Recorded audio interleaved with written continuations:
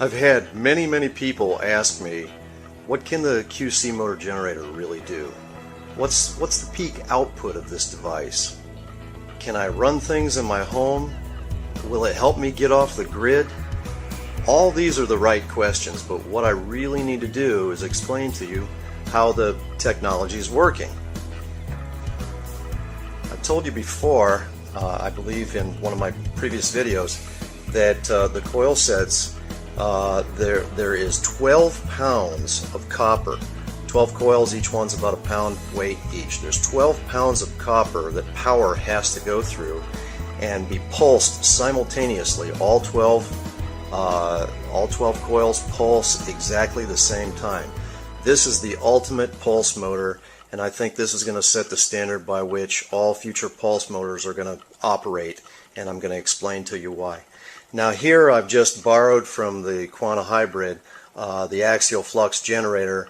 The two magnetic rotors here are actually the magnetic coupling for the rotoverter, but they worked out fine for this. But as you can see, on each rotor there's 4 layers of magnets, 2 layers of N52s and 2 layers of N42s. So we're talking about some serious lines of flux cutting through those coils to generate some pretty incredible power.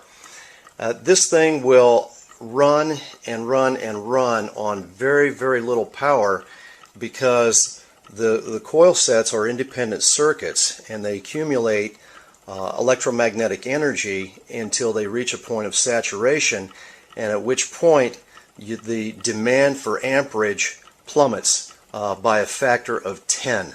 So if you started running this thing at let's say 1 amp, in the time that it takes to load these coils up to the point where they're fully saturated with electromagnetic flux energy, then it's going to drop from 1 amp down to 100 milliamps, and it'll run at 100 milliamps and still run at the same RPM and still give you the same torque for outputting power from the axial flux generator or whatever you've got connected to this. I just did this as a test just to show some examples of the capability. Now the interesting thing about this is, that I think you'll find very interesting, is the powering device.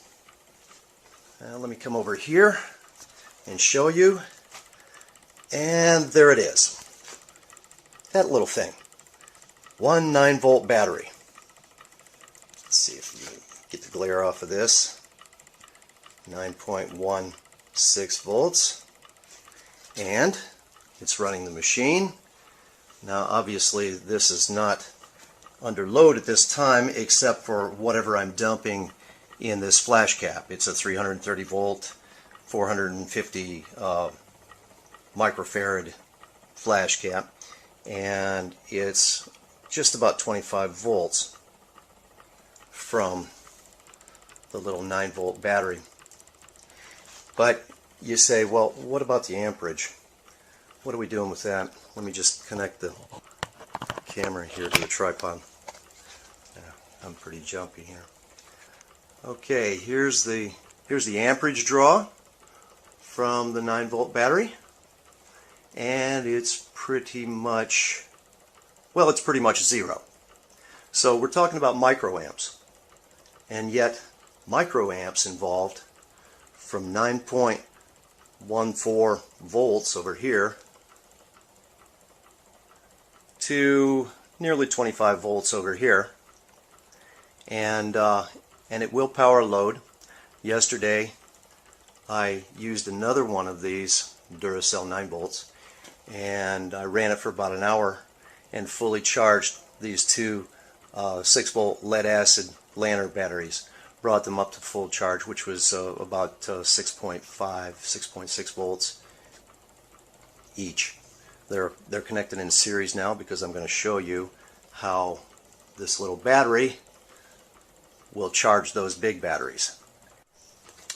Okay, we're connecting up now, except for the positive lead here, because I just wanted to show you what the battery voltage is of these two little lead acid batteries in series. It's 12.88 volts. With 12 pounds of copper having to be loaded up from that one little 9-volt battery and operate 11 pounds of rotor weight. We're talking about stainless steel, aluminum, polycarbonate, neodymium magnets, 11 pounds of mass, and 12 pounds of copper to do the work from that one little battery, and it'll power it for nearly 2 days? That's just unheard of. Well, it's because of this. Because of the amp draw. It's microamps. It reads 0. And yet, we can fully charge up some other batteries? Okay, let's do that. Make the connection. Now we're up to 1291.